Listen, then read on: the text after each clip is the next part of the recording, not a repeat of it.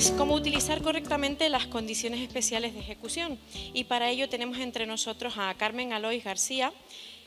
Ella es funcionaria especialista del área de contratación.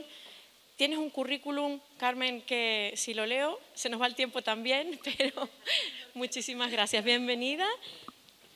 En lo que llega al mando, pues sí que voy a decir que es especialista en contratación pública, como decía.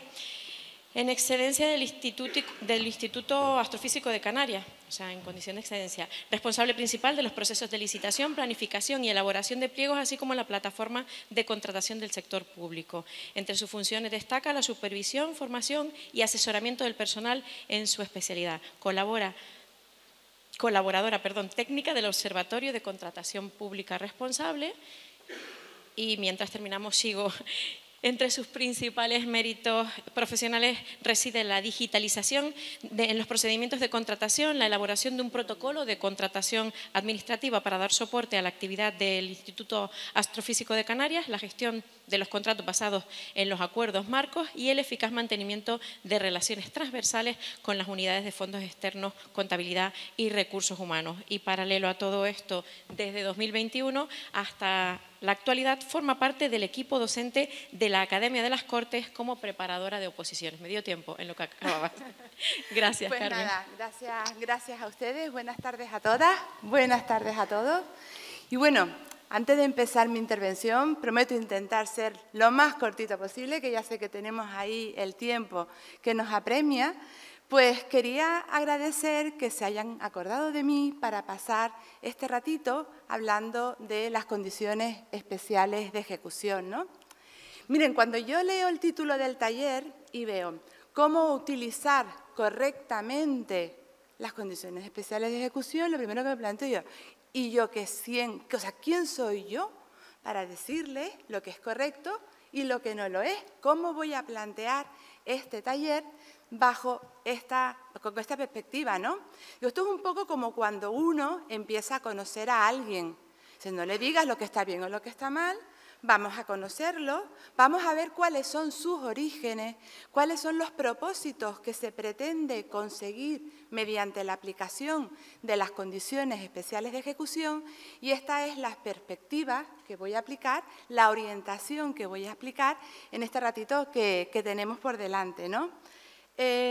Lo primero que me pregunto es ¿dónde están situadas las condiciones especiales de ejecución? ¿Dónde viven? Lo sabemos todos, ¿no? En la Ley de Contratos del Sector Público, nuestra queridísima, nótese la ironía, Ley de Contratos del Sector Público, Ley 9/2017. Ya su propio título nos indica por qué tenemos esta ley, ¿no? Esta ley es fruto de la transposición de dos importantes directivas del Parlamento Europeo y del Consejo, la Directiva 2014/23/UE y la Directiva 2014/24/UE, que es en la que nos vamos fundamentalmente a centrar, ¿no? Dice ya la propia directiva el que le reconoce el papel de clave que desempeña la contratación pública en el ámbito de la Estrategia Europa 2020, aprobada por la Comisión, ¿cuándo? En el año 2010. Ténganme paciencia que verán cómo vamos a llegar a las condiciones especiales de ejecución. Pero vamos a ver dónde empieza esto, ¿no? Es cierto que ya las condiciones especiales de ejecución no es una novedad de esta ley, ya existían en anteriores normativas, ahora cobran una fuerza especial. Cuando la Comisión en el año 2010 aprueba una comunicación respecto a la estrategia que se llamaba en el año 2010 Europa 2020, ¿no? Dice, además, que esta estrategia lo que pretende es garantizar la recuperación económica de los Estados miembros. ¿Por qué? Pues tras la grave crisis económica y financiera que ya se estaba gestando en años anteriores, ¿no? Eso es lo que nos empieza a recordar la propia directiva. Bueno, vale, pues ya sé que ese es mi origen. Y ahora, ¿qué significa la estrategia Europa 2020? Y todos seguro que estamos cansados de escuchar el lema, estrategia para el crecimiento inteligente, crecimiento sostenible e integrador. Ya, pero ¿qué significa eso? ¿Crecimiento inteligente? Sí. ¿Por qué? Porque lo que se pretende es el desarrollo del conocimiento, el desarrollo de la innovación. ¿Crecimiento sostenible? ¿Por qué? Mediante la aplicación de una economía más verde. Crecimiento, además, integrador. Vamos a reforzar el empleo, nos preocupa mucho a todo el nivel europeo, ¿no? Y además, hagamos una política que favorezca una mayor cohesión territorial y social, ¿vale? Eso es lo que me dice Europa.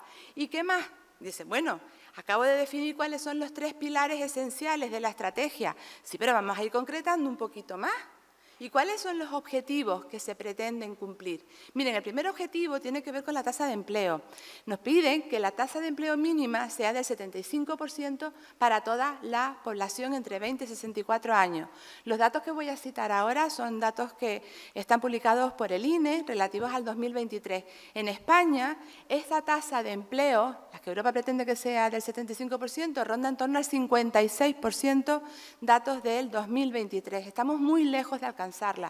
Nos pide también esta estrategia que al menos el 3% de inversión en I+D se tenga que ejecutar, ¿no?, frente al Producto Interior Bruto europeo.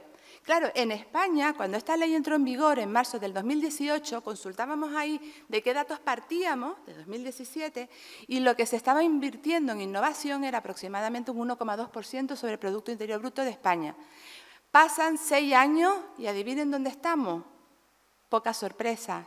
No llegamos al 1,44 en 2023. Ya, ¿y qué pasa con el cambio climático? Seguro que todos estamos preocupados por este hecho, ¿no? Nos dice la estrategia, tenemos que reducir las emisiones de gases que produzcan el efecto invernadero. Vamos a desarrollar, vamos a promover el uso de energías renovables. ¿Medidas encaminadas a qué? Pues a que haya una efectiva lucha contra el cambio climático. ¿Ya? ¿Y qué pasa con la educación? Hemos dicho que queríamos promover el desarrollo, ¿verdad?, el conocimiento.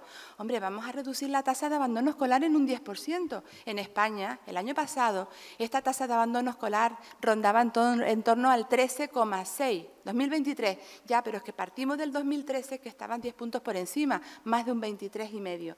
¿Hemos logrado bajar? Sí. Bastante, esto es un cambio progresivo. ¿Vamos en el camino? Sí, pero todavía no cumplimos con los objetivos, ¿no? ¿Y qué pasa además con la pobreza y con la exclusión? Otra de las grandes preocupaciones de esta Estrategia Europa 2020. Recordar, bueno, comentar, en la actualidad tenemos la 2030, ¿no?, pero más o menos siguen los mismos objetivos. Bueno, pues con la pobreza y exclusión, lo que se pretende es reducir el número de personas, en 20 millones, el número de personas en situación de riesgo, de pobreza o de exclusión social. Miren, datos de la Oficina de Estadística de la Unión Europea, la Eurostat, respecto al 2022 nos confirman que 95,3 millones de personas en Europa, en la Unión Europea, están en esta situación de riesgo. Y esa cantidad de personas representan un 21,6% de la población. Bueno, pues teniendo en cuenta todo esto, algo habrá que hacer. Y ya la propia directiva, en su considerando 95, nos decía, oye, vamos a aprovechar que tenemos una herramienta, la contratación pública. Comentaban antes mis compañeros, ¿no?, cerca de un 19% del Producto Interior Bruto. Es lo que representa, pues tenemos ahí una herramienta potentísima para cumplir con los objetivos de la Estrategia Europa 2020, ¿no? Bien, pues aquí, vale. Esto se traslada ahora a nuestro ámbito. Viene la ley. Recuerden que el propio título ya dice el porqué de la ley. Empezaba antes en mi introducción así.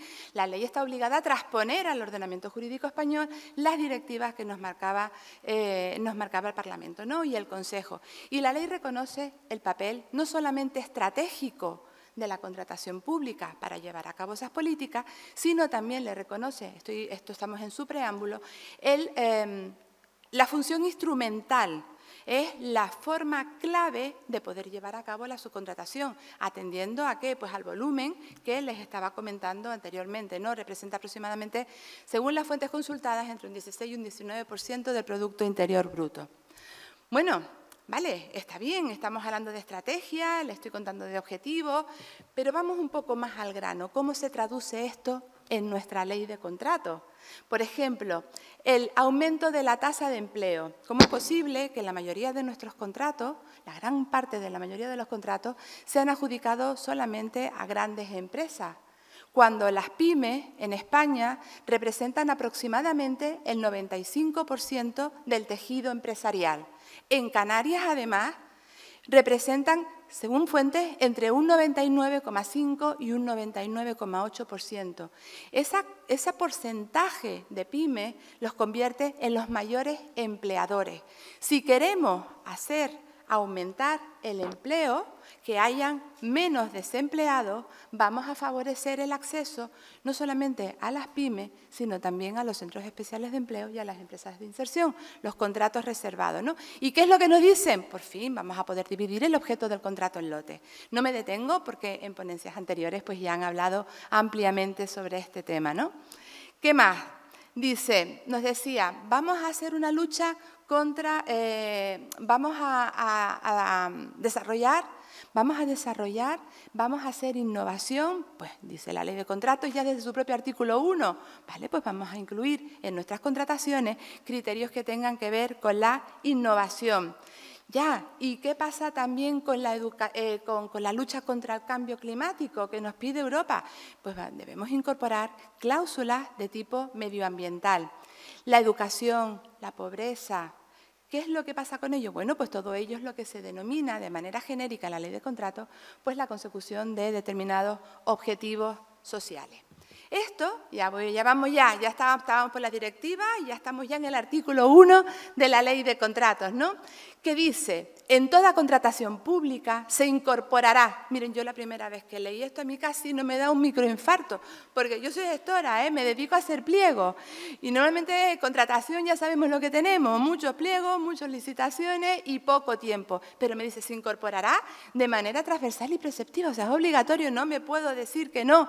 Luego seguimos leyendo y dice, sí, criterios sociales y medioambientales, ojo, pero es importante que exista vinculación con el objeto del contrato, ¿no? Tiene que guardar relación con el objeto del contrato, ya lo comentaban también en la exposición anterior, porque la propia Ley de Contratos reconoce que la inclusión de este tipo de consideraciones responde ¿a qué?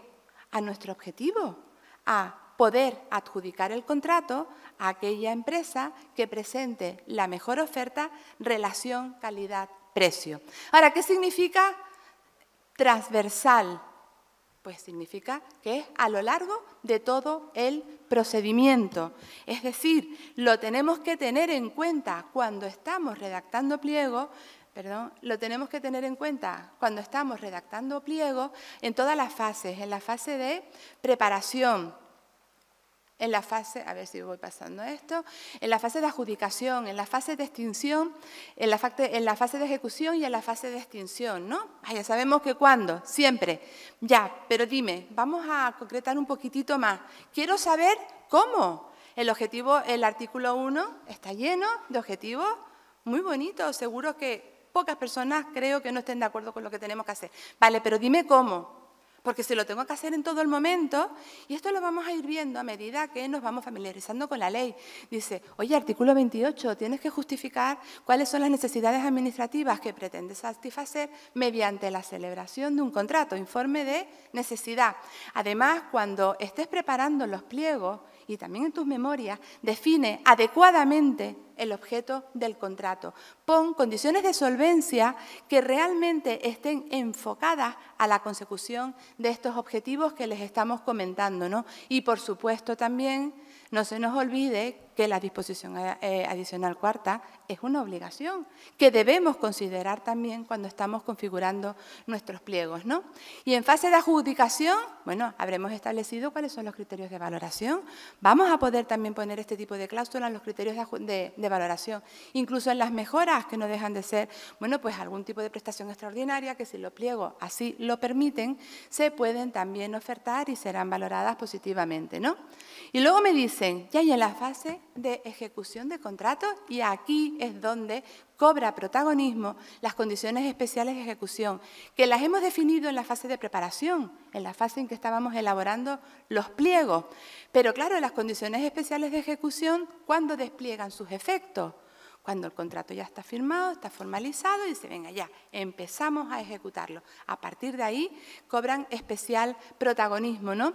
Recordemos además lo diré también, lo recordaré más adelante, que las condiciones especiales de ejecución no van a ser obligatorias solamente para el contratista, también son obligatorias para los subcontratistas. ¿Y qué pasa cuando hay incumplimiento? Bueno, pues que los pliegos tienen que recoger cuáles serían las penalidades aplicables en ese caso, ¿no?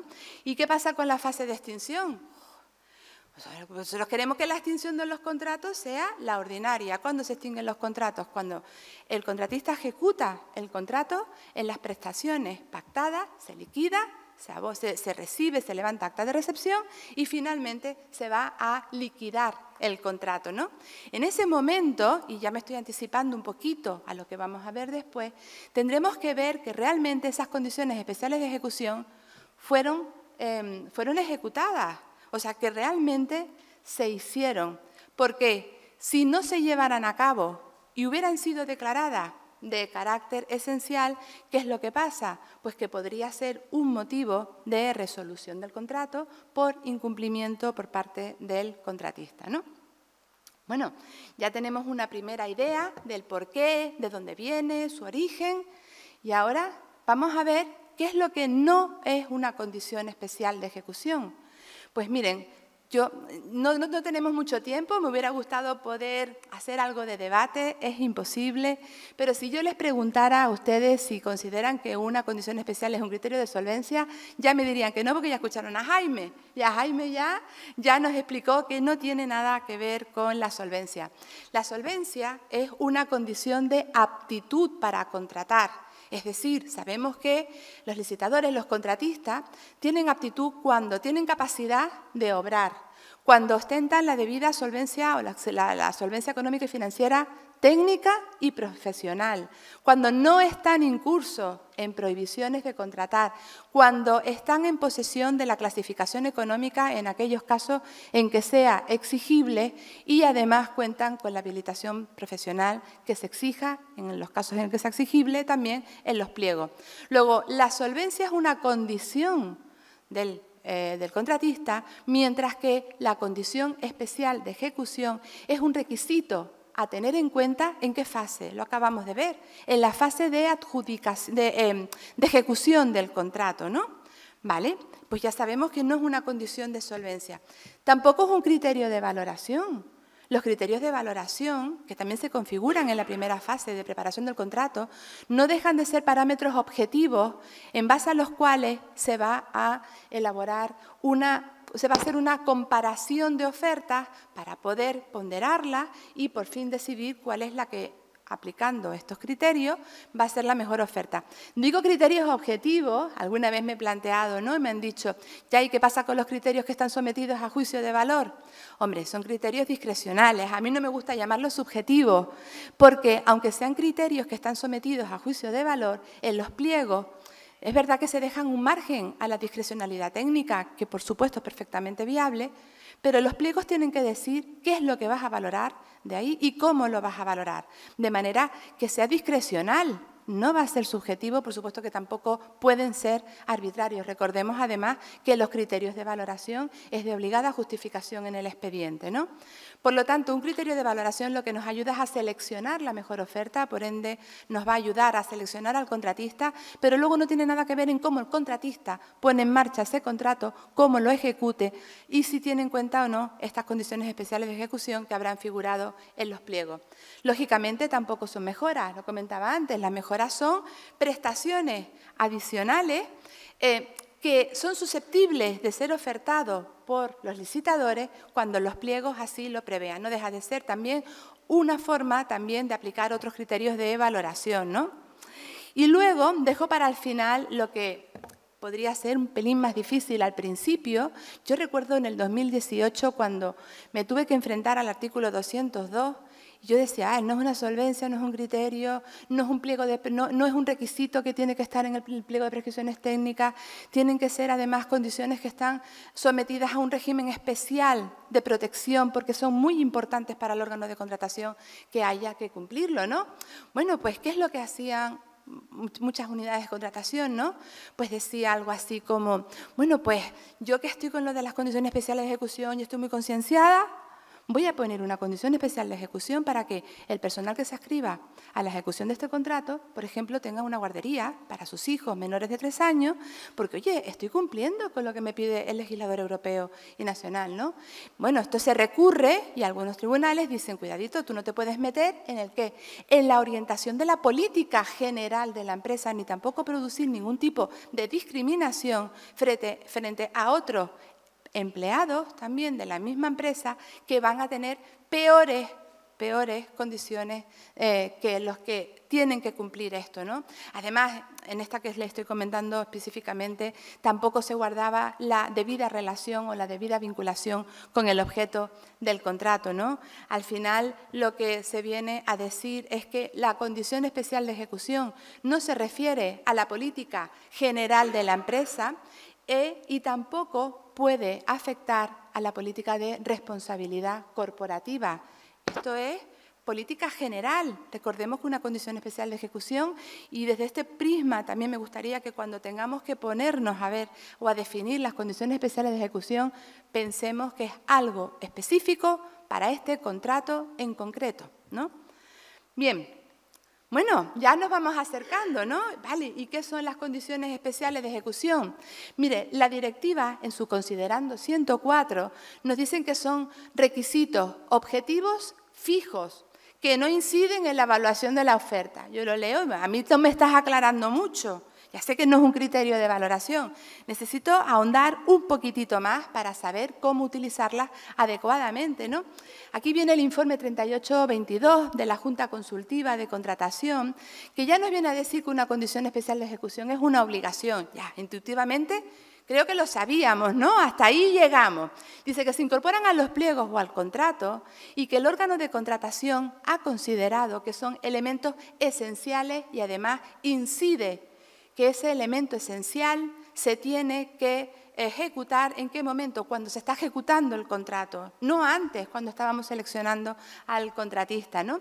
Y dice, ojo, que si las incumple, pues su incumplimiento merece consecuencias jurídicas más severas. Por ejemplo, como ya les había comentado, en forma de penalidades o incluso en fase de, también podría llegar a la resolución del contrato si se hubiera declarado la naturaleza de obligación esencial, ¿no?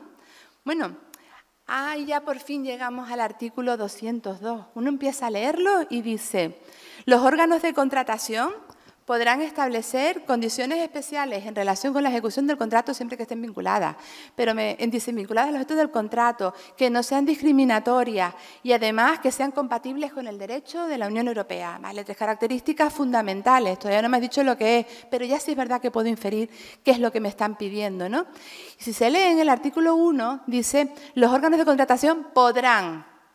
Párrafo siguiente. En todo caso, será obligatorio que al menos ponga uno. O sea, la obligatoriedad ya sabemos que es así. No nos podemos acoger al podrán. ¿Qué contrato existe en el que no se pueda justificar adecuadamente la imposibilidad de incorporar una condición especial de ejecución, ¿no?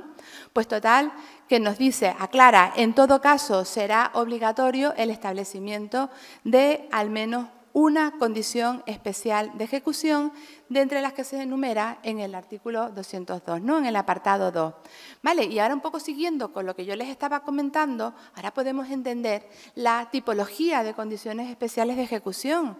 Vamos a entender que existen condiciones especiales de ejecución económicas relacionadas con la innovación, de tipo medioambiental y de tipo social o relativas al empleo. Evidentemente, no nos vamos a poner ahora a ver cuál es, no merece la pena, ¿no? Nos leemos el artículo 202 y ahí las tenemos perfectamente detalladas, así que no me voy a parar en esta parte. Bueno, principales características, algunas ya las hemos ido nombrando. Posible. Parece mentira que me tenga que decir alguien que tiene que ser posible. Sí, porque yo que me emociono con esto de la contratación pública y además soy una persona muy concienciada, digo, no, yo quiero que aquí haya realmente una condición especial de ejecución que se imponga, por ejemplo, que los contratistas tienen que realizar determinadas jornadas de sensibilización, por ejemplo, para fomentar el papel o la mayor presencia de las mujeres en sectores donde su presencia es mínima. Vale, mira, yo creo que en función de lo que te dure el contrato, 1, 2 al año, vamos bien. No me pongas 1 toda la semana. Hombre, ¿es realizable? Sí. ¿Es posible? Yo creo que esto se nos declara desierto. A ver quién se nos va a meter en este jaleo. Bien, lícitas. Evidentemente, determinadas, hay que concretarlas, obligatorias, lo hemos comentado, no solamente obligatoria para el contratista, sino también para el subcontratista, vinculadas al objeto del contrato. Lo he comentado también antes, no discriminatoria, ya nos lo dice el propio artículo 202.1. Las condiciones especiales de ejecución no basta con que estén definidas, concretadas en los pliegos. Muchas veces se nos olvida que hay que incluirlas, hay que añadirlas en los anuncios de licitación, si no, estamos incumpliendo, ¿no? Hemos dicho que además el incumplimiento estaba sujeto a una serie de medidas un poco más severas, ¿no? La imposición de penalidades, la resolución del contrato. No olvidemos también lo que nos dice el artículo 202, y es que en aquellos contratos que implique cesión de datos es necesario incorporar una condición especial de ejecución relativa a estas circunstancias. La tenemos en el propio 202, ¿no? Una vez estaba preparando unos pliegos y me decía una persona del departamento jurídico, ¿no? Oye, Aloy, las condiciones especiales de ejecución tienen que ser realizables, ¿no? Digo, sí, lo sé. Y dice, ¿y acreditables? Digo, ¿lo estamos cumpliendo? ¿Mea culpa? No. ¿Por qué? Bueno, pues muchas veces porque no, porque por los motivos que sea. Pero recordemos que las condiciones especiales de ejecución se tienen que acreditar. Es imprescindible. Claro, cuando en el año 2018 empezamos con todo esto, dándole un montón de énfasis a las condiciones especiales de ejecución, oye, pues uno hacía lo que buenamente podía, con los medios que teníamos, ¿no? Pasa el tiempo, ya vamos siendo personas más instruidas, más formadas en el tema de las condiciones especiales de ejecución. Y no te olvides, responsable técnico, de pedirle al contratista que te acredite que esas condiciones especiales de ejecución realmente fueron realizadas, ¿no? Y, por supuesto, puede ser de otra manera, sometidas a los principios generales de la contratación. Ya hemos comentado uno, no discriminación, pero evidentemente tenemos que también tener otros principios como el de proporcionalidad, ¿no?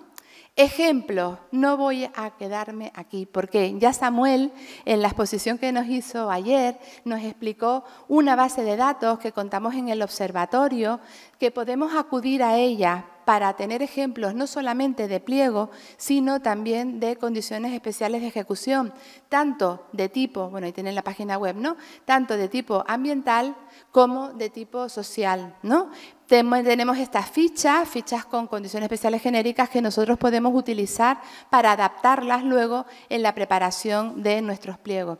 Recuerden que no solamente tenemos la base de datos, ya lo hemos comentado aquí en varias ocasiones, el observatorio también presta ese servicio de asesoramiento a las administraciones cuando tienen dudas acerca de cómo incorporar una condición especial de ejecución o cualquier otro aspecto relacionado con los pliegos de cláusulas administrativas particulares, ¿no?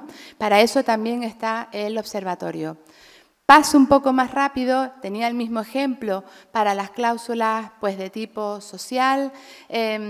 No solamente había que exponerla, también es importantísimo la justificación de esa condición especial de ejecución. ¿Y qué justifico? La vinculación con el objeto del contrato, ¿no? Y ahora voy fatal de tiempo, ¿no? Sí. Bueno, voy a ir muy rápido. A mí me hubiera gustado que se debatiera un poquitito esto, pero no importa. Vamos a hacer algunas reflexiones. Yo de la contratación administrativa algo sé, pero lo que para mí no hay ninguna duda, y esto lo he aprendido a base de muchos años, es que nada es blanco o nada es negro. Y lo que yo tenía como para mí, esto es imposible, luego veo que los tribunales resuelven de otra manera. Oye, lo que he aprendido humildemente es que nos manejamos en el ámbito de los grises, ¿no? Como comentaba antes. Les ponía un ejemplo de un servicio que consiste en proporcionar la asistencia técnica para la redacción de un proyecto básico, ¿no? Y entonces en el PECAP se incluía como condición especial de ejecución que era obligatorio cumplir con el convenio colectivo sectorial. Cuando yo leí esto, digo, esto no puede ser, lo comentaba antes Jaime, si ya esto es obligatorio, una condición especial de ejecución, no me afecta solamente para este contrato, afecta a toda la plantilla, ¿no? Digo, ¿cómo va a ser esto? Bueno, entendía que lo hubieran recurrido. Lo que sí es verdad que me sorprendió fue el objeto de recurso. Quien lo recurre dice que esta condición especial de ejecución únicamente puede ser impuesta a aquellos operadores económicos que tengan personal a su cargo. Pues claro. Y entonces el recurrente decía, ya, pero es que yo como profesional liberal no tengo personal a mi cargo, pero sí que tengo aptitud para contratar. Entonces, ¿qué pasa? Esta condición especial de ejecución es una barrera para mí para poder acceder a un contrato público.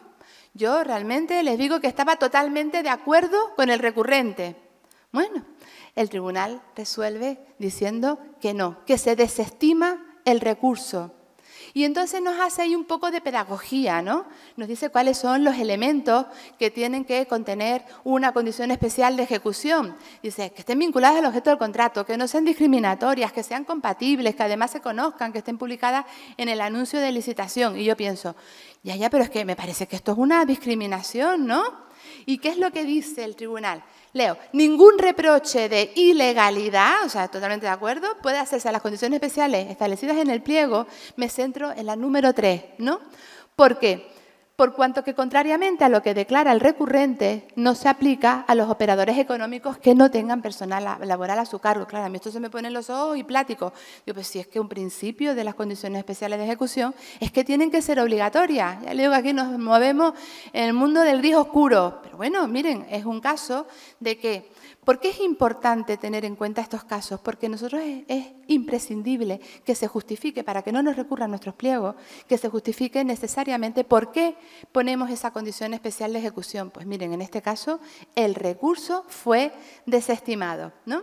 ¿Qué pasa con este? Contrato de servicio de limpieza viaria. Les pongo aquí que este contrato fue en el año 2021 porque, ¿qué es lo que ponían como condición especial de ejecución? Pues que tuvieran un plan de igualdad.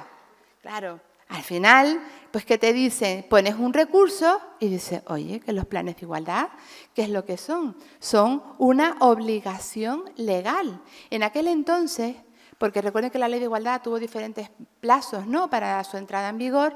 En aquel entonces era obligatoria para las de más de 250, el órgano de contratación tiene que decir, es verdad, me equivoqué con el número. Pero bueno, más allá de esto, lo que nos dice el tribunal es que estima el recurso interpuesto y dice, lo esencial no es el número de trabajadores en ese plazo de transposición de la Ley de Igualdad, ¿no?, sino que para lo que los licitadores es obligatorio para todos, no para unos que ya lo tienen hecho porque es obligatorio, y desde luego no me pongas a las empresas más pequeñas que no es obligatoria tener ese plan de igualdad. ¿Por qué? Porque eso significa un plus o un valor añadido, significa un cargo más que tienen que soportar las empresas más pequeñas, ¿no? Y por último, y ya con esto casi que termino, hay un contrato en el que se establecía una condición especial de ejecución con una determinada redacción, ¿no? Y esa redacción le parecía al recurrente que era insuficiente, que no era determinada. El tribunal pasa a revisarla y lo que estima es que existe cierto margen de discrecionalidad por parte de las empresas para poder ofertar y que esta condición especial de ejecución era lo suficientemente determinada como para que se pudiera entender. Bueno, la presentación lo van a tener, por supuesto, a disposición de ustedes. Y miren, yo lo que quisiera ahora es concluir con una pequeña reflexión a título personal, ¿no? Ya decían que yo llevo muchísimos años dedicada a la contratación administrativa. A veces el trabajo del día a día nos come, ¿no? Luego todo esto que yo les estaba contando de las estrategias, ¿qué me estás contando cuando tengo que hacer un pliego, cuando estoy sentada en mi despacho delante de un ordenador? Tengo que hacer un pliego, a mí se me olvida lo que era la Estrategia Europa 2020, si la ley de contratos tiene una función instrumental o estratégica, pero no. O sea, realmente sin tener en cuenta eso, sin que esto sea un valor, un trabajo añadido, los gestores de la contratación, cuando nos sentamos, con el mero hecho de incluir una cláusula especial de ejecución, por ejemplo, que diga que en el caso de que la empresa contratista necesite contratar a más personas para poder ejecutar ese contrato, es obligatorio que esa persona sea seleccionada entre, por ejemplo, los desempleados de larga duración o desempleados también de mayores de 52 años que existimos, vivimos y todavía tenemos mucho que aportar, tenemos mucha experiencia. Entonces, oye, no te olvides de los mayores de 50 que son plenamente activos, ¿no? No nos damos cuenta que con un gesto tan sencillo, que no nos lleva sino un minuto y que además podemos tener cláusulas de cabecera, estamos cambiando la vida de las personas. Como gestora, ahora estoy en excedencia, pero me considero empleada pública, como gestora de lo público, nuestro deber, creo, opino, que es trabajar por y para las personas. Y desde ese ámbito me considero una persona privilegiada porque en mi ámbito de trabajo, en mi ordenador, pues casi que con pequeños cambios como estos, realmente el retorno que vamos a recibir es importante. Y ya con esto, pues nada, darles las gracias a todas las personas que han asistido por la atención que me han prestado.